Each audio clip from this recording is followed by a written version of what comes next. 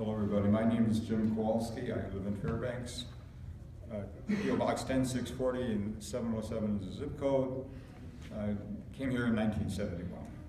So I wrote a letter on one of many that was never answered to Don Young on February 14th, and it was not a Valentine. So I thought I would just excerpt a little bit of it.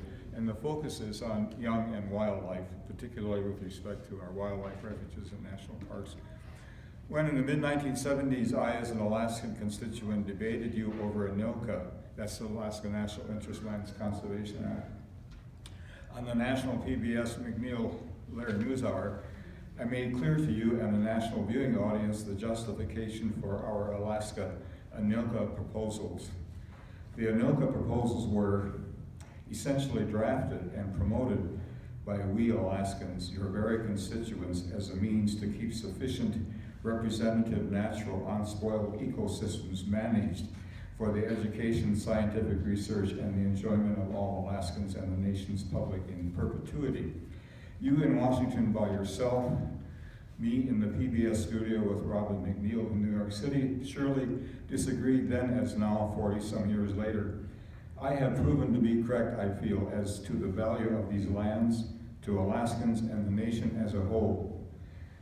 As the nation and the world becomes predominantly urban with massive city populations seeking the experience of wildlands and the splendid wildlife of Alaska, ANILCA is a gift that will go on giving in perpetuity. I urge you to accept this reality and to join us in our quest for proper stewardship of the Alaskan wildlife that we Alaskans envisioned in our 1970s ANILCA campaign. I, among your constituents, are perfectly aware of your disdain for balanced wildlife management envisioned in the ANILCA legislation. That is exactly what this is all about. I respectfully but very strongly disagree and disapprove of your intransigence. I have followed your congressional career from the very beginnings, early in the 70s when you ran against Imomati for the late Nick Begich's seat. I have witnessed a prolonged disparagement from you where natural balanced ecosystems somehow find their way into the legislative arena. And I remember Nick Begich was already dead. He was still on the ballot, and he still beat Don Young. I'd like to see some attempt from you to try harder to understand the naturally managed ecosystems in the Aldo Leopold mode. How about a change, Don Young? That's my question. It's more rhetorical, I suppose, but that's the question I have for Don Young. How about a change, Don Young?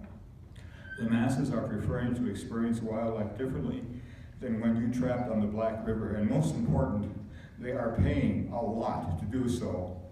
Important in our state looking for revenue, but headed to the bankruptcy barn.